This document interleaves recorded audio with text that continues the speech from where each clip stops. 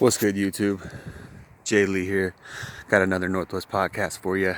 Um, Taking one of my nightly walks. Again, it's a beautiful night. And, out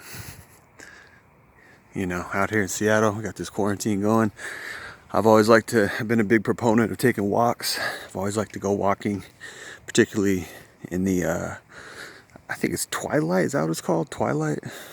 Anyway, dusk, right?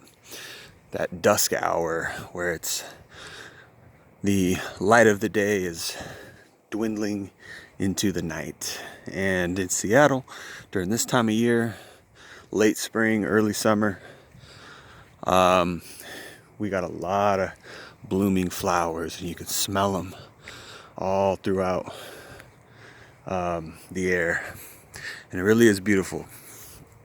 So I would encourage you, wherever you are, wherever you live, whatever state, area, country, etc. you live in, get outside and go for walks and take in the earth, because it's beautiful. The earth is beautiful. As humans, we're supposed to be out in the landscape, taking it in, enjoying, and it's good for your mental health. So I always do that, and I would encourage you guys to do the same for your mental health. Today I want to talk just a little bit. I got about 10 minutes, but I want to talk just a little bit about greatness, great men particularly, and why we should respect great men, why we should admire great men. Not to say we would or should idolize per se, but I think that as men, we should know that we have potential. We have unlimited potential. And in this world that we live in, we're so downgraded, right? Even we downgrade ourselves. But I think that's because it's a pattern. It's a behavioral pattern, which is failure, right? Failure. I think it was Vince Lombardi, the great Vince Lombardi. Now, one thing that I've always liked, growing up, and even as a man, one thing I've always really enjoyed was reading quotes. I love reading quotes, whether it's motivational or whatever. I like quotes. I've always loved quotes. My whole life I've loved quotes. The great Vince Lombardi had a quote. He said, "Winning is habitual, but unfortunately so is losing." Right? The great Vince Lombardi, one of the greatest football coaches of all time. I think he won the first Super Bowl with the Packers. Anyway, he won a bunch of Super Bowls. Probably, arguably, the greatest football coach of all time. Said that quote. And I think that that's very true. We can fall into patterns of success, or we can fall into patterns of failure. And I think that failure or success, either one, is very much a mind state, right? It's a mind state. It's how you choose, whether you choose to think positively, etc. I think it was Marcus Aurelius, forget who said this, but another quote, which is, "As a man thinketh, so is he," right? Which means however we think, that's what we are, right? Whatever our thoughts are, I would say the sum total of our thoughts is who we are, right? Whatever we think about all day long, that's what we become, or that's what we are, right? Of course, that's not exact. Of course, we're a lot more than just our thoughts, but the point is that our thoughts have power, right? The way we think, how we think, how we habitually think. Are we habitually thinking positive, or are we habitually thinking negative, right? It matters. So I think that there's particularly in this world, because we're so judged at any one time, right? At any one time we get judged on even little things like, oh, look at this guy's pants, or look at his shoes, or look at his facial expression, or we're so scaled down as men. We get so scaled down to frivolous things that we make up so much more than that. People have different strengths. That's something I've been learning a lot lately and recently. People have different strengths, and people see things differently. People see the world differently. People, assess and take in information differently. People speak differently. People think differently, have different patterns of thinking, have different ways of rationalizing, etc., etc. It's hard to pin anybody down. It's hard to say anybody's anything. Anybody is, you're this or that, based on this or that at any particular time. Because as humans, we're just so much more broad, so much bigger than that. Which isn't to say that, we can't judge anyone's character, because we can. Which isn't to say that, we can't assess and say this person's a jerk, or this person is in general is a shitty person. Because, again, how we act consistently is how you can really assess somebody.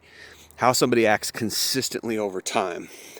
You can't totally pin somebody down or totally judge somebody on any one particular act or any one particular, day, etc. Because they might just be having a bad day. They might have just made a shitty act, or they might have just done something shitty. But if they're consistently doing something, then that's how you can really assess somebody's character.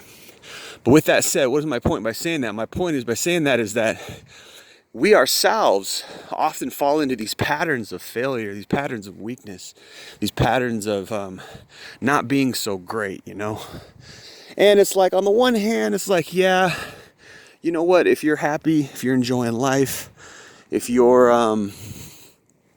doing all right, you love your family, you treat your kids right, you treat your mom right, or whatever, good enough, that's good enough. You're doing all right. You know what I mean? Like, if you have love in your heart, and if you're somewhat happy, whatever, like, you're fine, right? I'm not saying like derail your whole life and go seek greatness or whatever, But I do think that there is something to be said for greatness.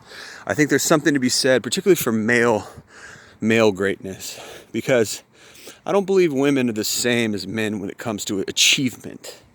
Oftentimes women live vicariously through men.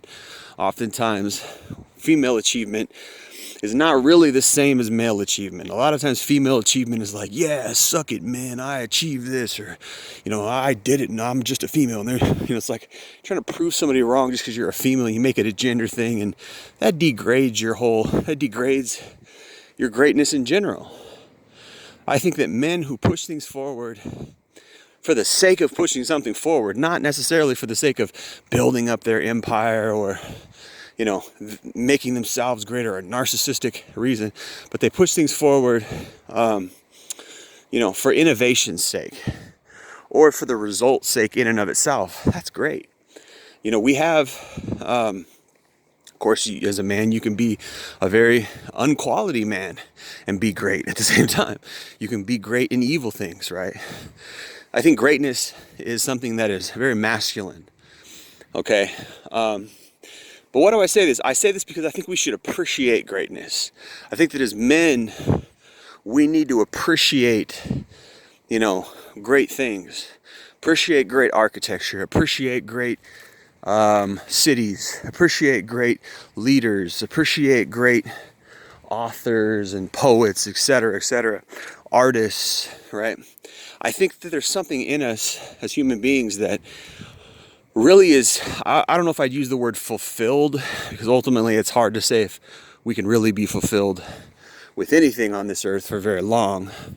The whole fulfilled thing has to do with our heart, and our heart is very, very shallow in some ways, right? Our heart is very hard to pin down, because we can be happy one moment and feeling horrible the next. It's very difficult to be fulfilled, because that's just such a heavy word. But I think that there's something in us that is somewhat temporarily satisfied by greatness. And I think that we can elevate our lives by continuously, seeking out great things. And even greatness can be, in something small, such as landscape architecture, right? You wouldn't think landscape architecture, but go outside. Go look at the landscape architecture. Go look at the planning of your city streets. Go look at houses and how the houses are built. And you'd be surprised that you can actually find satisfaction in that. Believe me, it's weird, but as I've gotten older, you learn to be satisfied in things that are kind of unorthodoxly great. Like growing up, we always you know, we think greatness is like Michael Jordan or, you know, whatever, like Babe Ruth or something, right? But it's like, it doesn't have to be those things. You know, greatness can be, wow, look at that great tree. You know, look how big that tree is, or look how small and beautiful that tree is. Like, greatness is, you know what I mean? And it's like, it doesn't even have to be a human. But the reason why I say human greatness, the reason why I say male greatness is because it's good to tap into that, you know, that sort of that part of us that is ambitious, because that's good. It's good to be ambitious in a way as a man. It's good to have goals. It's good to feel that oh, I'm going to get up and I'm going to accomplish something, right? That's good. That's a good feeling. I'm going to talk more about this. Got about 10 seconds before my battery goes dead, but I'm going to talk more about this later. Hope you guys appreciate what I got so far. Hope you have a good night. It's been Jay.